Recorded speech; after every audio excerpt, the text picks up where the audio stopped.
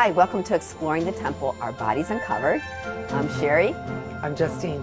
And today we're going to talk actually about fascia because this was a fascial dissection. It was something very specific and marketed that way, and that's what really got us very interested because we're very interested in fascia, especially because fascia affects how we move, of course, it affects how we heal, and it just affects how we age. So in that whole area, we were just mesmerized. So I'll have Justine maybe just start it off.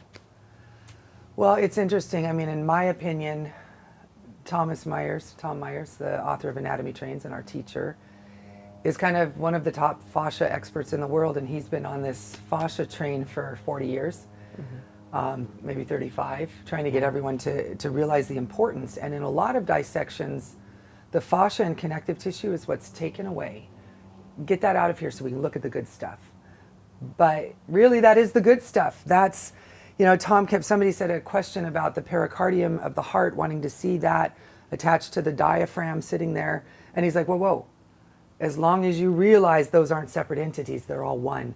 Everything merges into everything else. We might have fascial separation around each muscle to help them slide on each other, but it's through the muscles. It's, you know, the muscle doesn't just stop and then it's a tendon and everything's separate.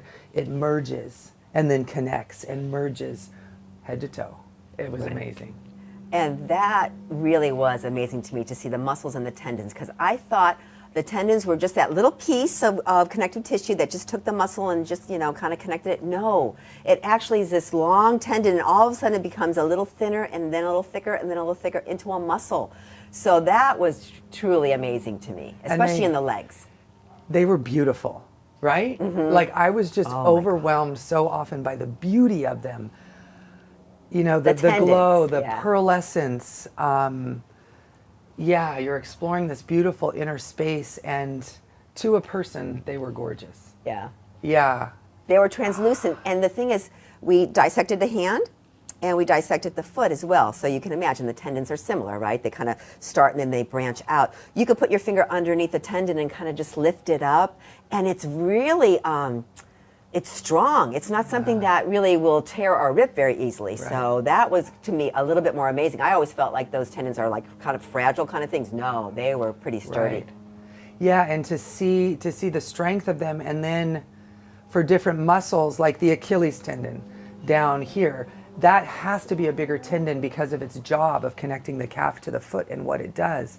But then we would see different use patterns in the different donors. Say one, I mean, we're all speculating as to what they did in their life and their career path and that sort of thing, but you can speculate. We wanted to know their whole life history, but we couldn't. That was hard. Yeah. Say someone does a lot of one arm movement. This is their, I don't know what job that would be, but let's pretend. Painter. So what's going on, you know, one tendon might start to get a little weak, and you're going to see that sheath expand and broaden and get longer because the body's amazing. What it will do. Yeah. Yeah. It's so true. And we saw some fascial adhesions, right? That's when the fascia, like the little netting that kind of covers everything else, kind of gets stuck in different places. We saw it in the lungs. Remember that? Yeah. We're thinking that has to restrict breathing, right? If those lungs are kind of adhered into the backside of their cavity through that fascial connection. So that's what body workers, they were loving it because they want to find those fascial adhesions. They wanted to learn how did that feel to be in the body, you know, in the inside of the body, to feel what does that feel like, and can I loosen it up for their clients? So that was really encouraging. Yeah, and I'll be honest, the one fascial adhesion on the lung with our Lily, I thought was a connection. And Tom said, no, look at that. But he had someone, I think it was you, he had you pull on that and see if you can separate it. And pulling hard, and you cannot separate it. Yeah. And somebody, I want to share this because one of my students asked me that. Well, why? What happened? And what Tom speculated was if you have an infection, something like that, the body might start to adjust and then adhere to the lung. But we had to separate that manually. There was no amount of pranayama that was going to separate that adhesion. Yeah. And the encouraging thing is that even though those things are happening in the body and maybe the aging and the adhesions, Tom always encourages that movement is always going to help. No matter what. It's going to help in at least a little bit, if not a lot. So that was a takeaway that I really wanted to get, especially the aging body, knowing that we still can do a lot of benefit by just moving and getting those pieces and parts that maybe are adhered or maybe they're kind of stuck, get those moving again. And what's exciting is now research is starting to show that that's true. Movement can heal.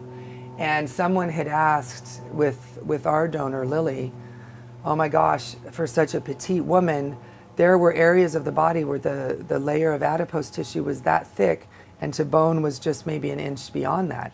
That didn't leave a lot of room for muscles, and the muscles weren't very developed. And then it was more difficult because the fascia and the fat was digging into the muscle, adhering into the muscle. And we thought, oh, she couldn't have gotten better. She couldn't. And Tom was very clear. No, right. You get that movement going. The body wants to heal and get that ability to slide, the surfaces to slide on each other. And it was amazing. We're filming right now and it's starting to rain, so hopefully Yes. our equipment will still work. But I do want to end this little fascia area with our first task was to take off the skin and the adipose layer and find the fascia profundus, right? Yes. Which is the whole layer of fascia over in your entire body. And we got to see that. Lily was a little bit of a challenge. We'll talk about her a little bit later. But in other donors' bodies, we saw that beautiful, shiny, liquidy kind of supple netting. Yeah, and just to give you an idea, Tom kept referring to it as the unitard. And it was like that, head to toe. It was great. Yeah. All right, signing off for Holding now, us everybody. together. Bye-bye.